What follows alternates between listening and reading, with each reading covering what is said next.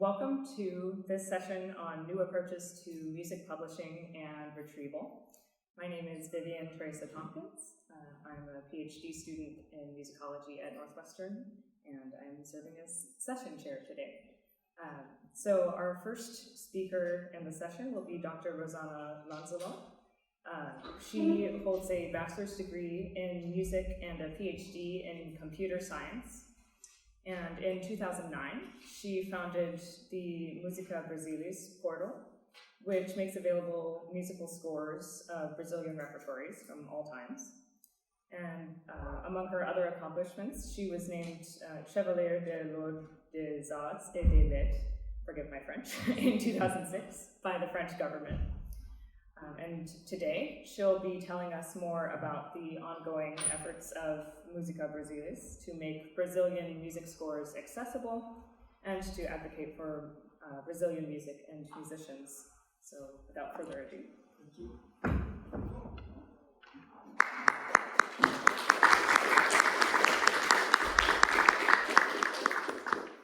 Good morning and thank you for coming.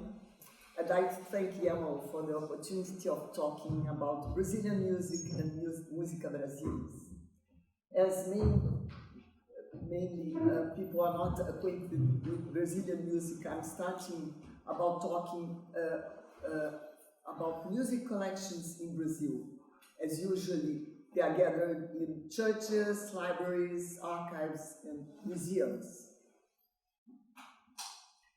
Churches were built as soon as the first Portuguese arrived at the beginning of the 16th century. The Jesuits arrived in 1549, and they used to convert the Indians. They used music to convert the Indians.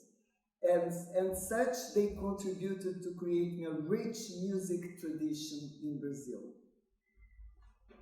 With the gold rush in the beginning of the 18th century, several villages were created in Minas Gerais.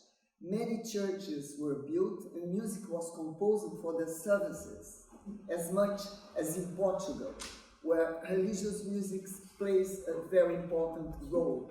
You can see here two examples of a ceiling to your left, a ceiling at Ouro Preto, one of the main churches where the gold was discovered, and to your right, a beautiful Baroque organ we have in Tiradentes, also from the 18th century.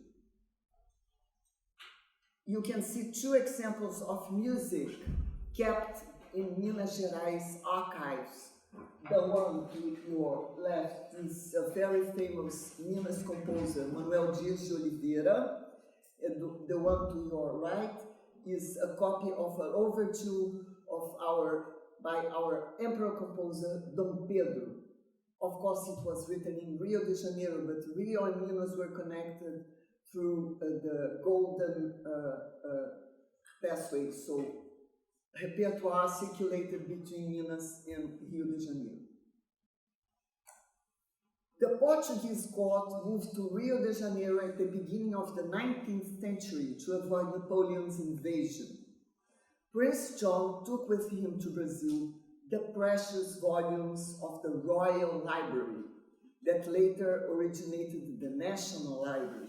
We have very important books like the Bible of Robucha, published in 1492. And this precious collection was left in Brazil when they came back to Portugal. Thank them for that.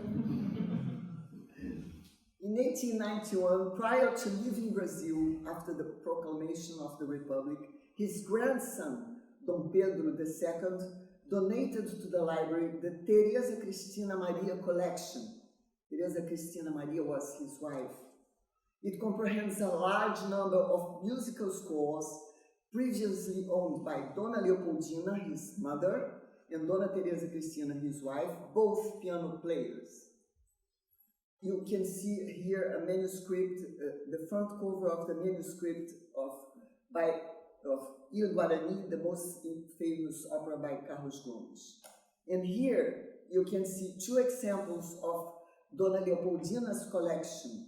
The one to your right is the only existent copy of a concert dedicated to her by her previous master, Leopold Kogelor, in Vienna. So she took it to Brazil and it is there. There is no other copies. It's very important for us. What about to access to music collections in Brazil? Now, here you have a kind of diagnosis of what happens with Biblioteca Nacional, like National Library, has been closed for 6 years. The music session, it's just reopened by now. But they have a very important collection with 50,000 music scores, rare manuscripts, as I showed you, and many editions, as the legal deposit started in 1970. You can only visit with scheduled visits. You may photograph public domain material, but it's impossible to order copies online. The online public catalog is implemented using proprietary software with only Portuguese interface, and only 0.5% of the scores have been digitized so far, mainly manuscripts. So from the point of view of musicians, manuscripts are not very useful, so it's very useful for researchers and musicologists, but we need a step more to get this music played, right? If we go to the second most important collection in Brazil, it belongs to the University of Federal University of Rio de Janeiro. It's as big as the National Library collection. Its origin is dated 1890. Visits also must be previously scheduled, and it's impossible to order online. The public catalog only lists the manuscripts, and mere 33 scores have been digitized so far. Let's talk now about music edition in Brazil. Previous to the arrival of the Portuguese court, press activities were forbidden in Brazil, as always industry and any manufacturing. Prince John created the royal press as soon as he arrived, and the first music editors established as soon as 1824. At the beginning of the 20th century, music printing was very active, with 2,000 new titles being printed each year. This has been an extensive research by Dona Mercedes Reis Pequeno, the previous founder of National Library. As radio and phonograph did not exist, the only means of reproducing music was playing it. Each family had its own piano, and Rio was then known as the city of the piano. One must remember that Rio was the capital of Brazil for 200 years, so this explains the concentration of archives in Rio and so on. Nowadays, as in most parts of the world, sheet music is not printed anymore, only songbooks and collections, which are more expensive. And the main editors are Irmãos Vitali, Fermata, Ricordi, Mangione, Toda América. Here you see a cover by a piece for piano by Alberto Nepomuceno, one of famous composer of the beginning of the 20th century. Well, the solution is to move to digital scores. And when we look at IMSLP, you can find there little more than 1,600 Brazilian music scores. And that was the motivation for us to create, in 2009, Musica Brasilis initiative dedicated to Brazilian composers of all times and regions. We have now more than 5,000 scores by Brazilian composers since the 18th century, and the website is monthly accessed by 45 people. This is the home page. You can see the main menu, so you have you can browse by composer, scores, and you have some educational resources as well.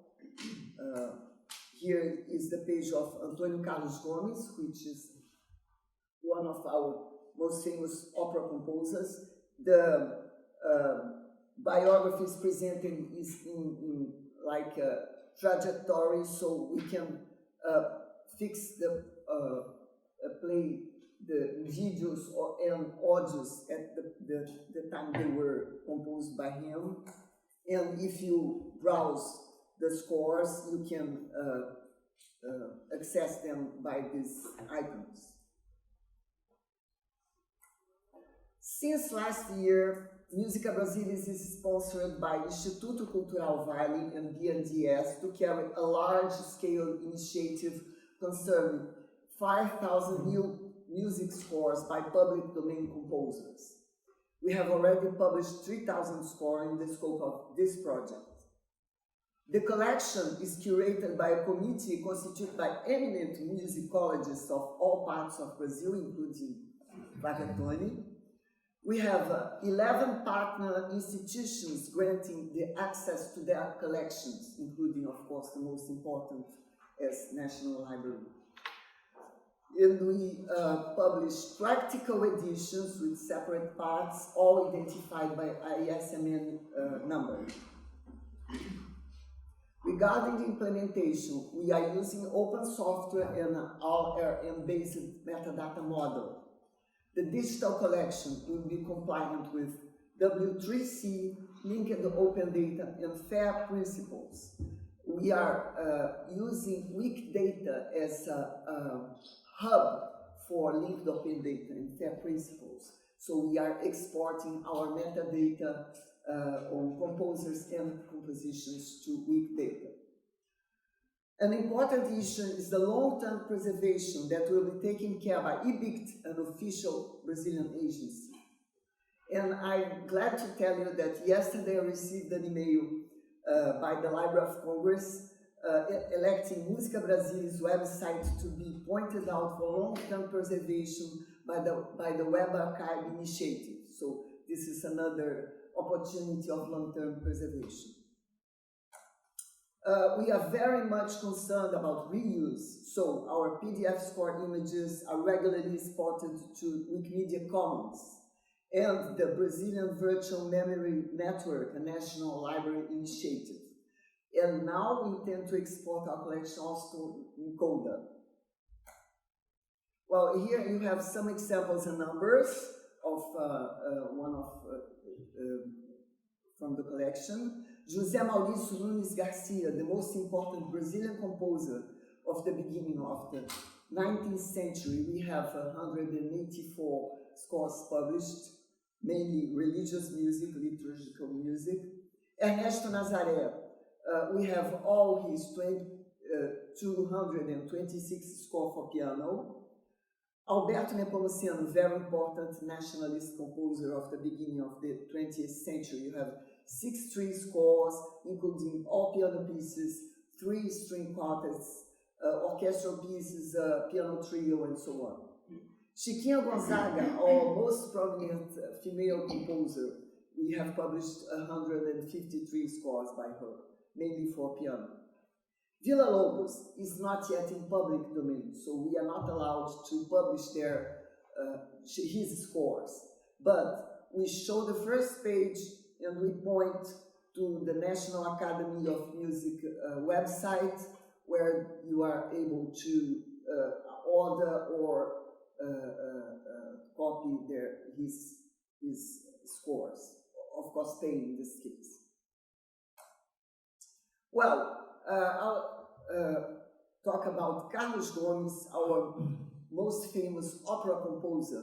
His documents have been included in the Memory of the World UNESCO Register.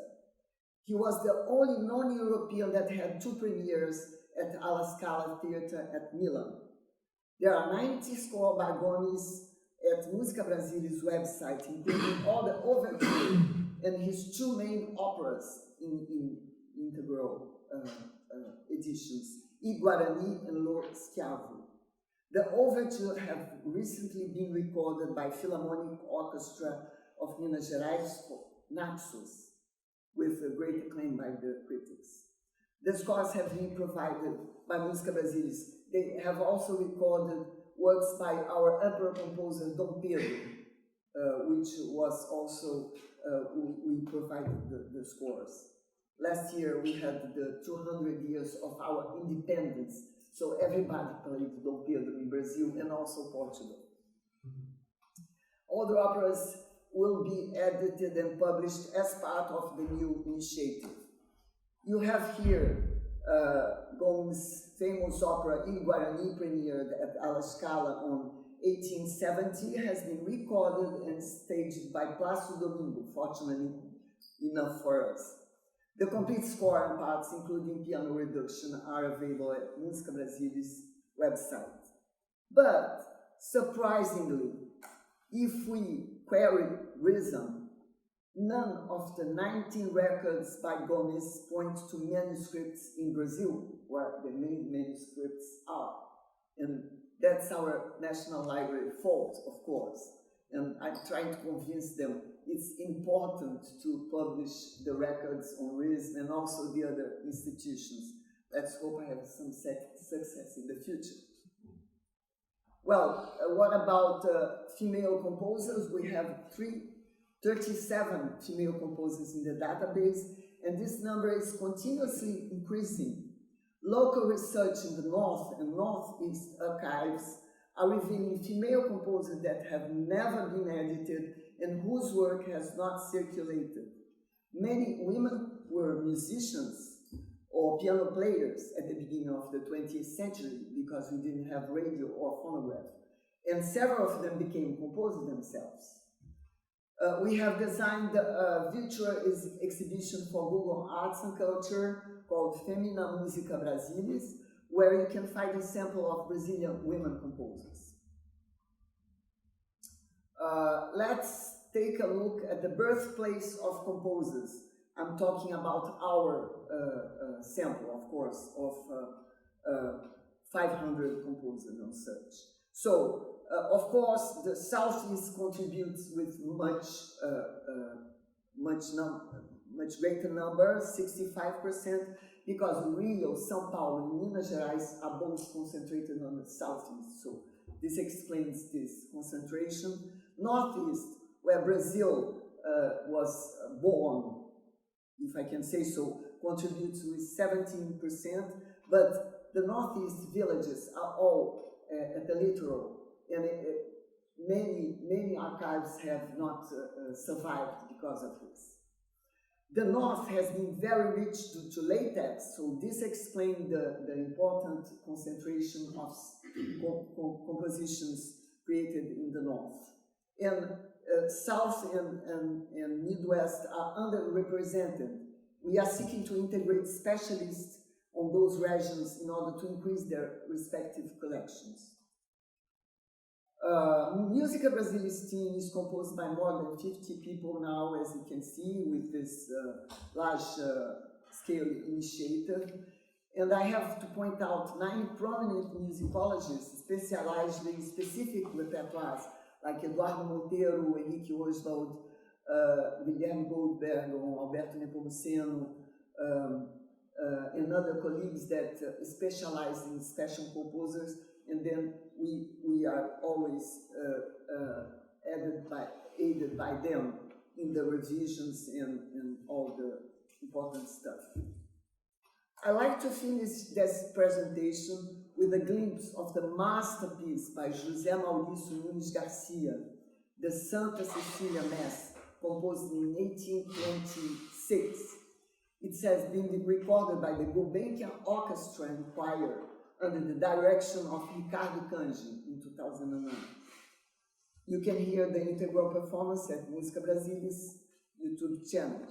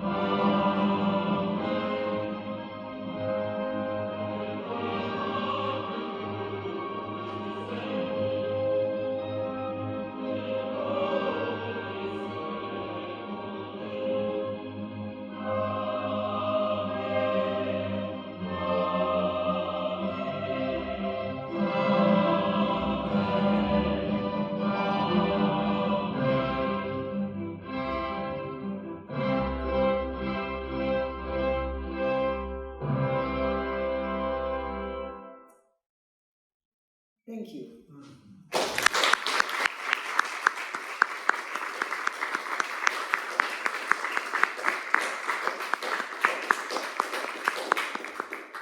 Thank you so much, Dr. Lanzelotte, for sharing this presentation and telling us about this fantastic initiative.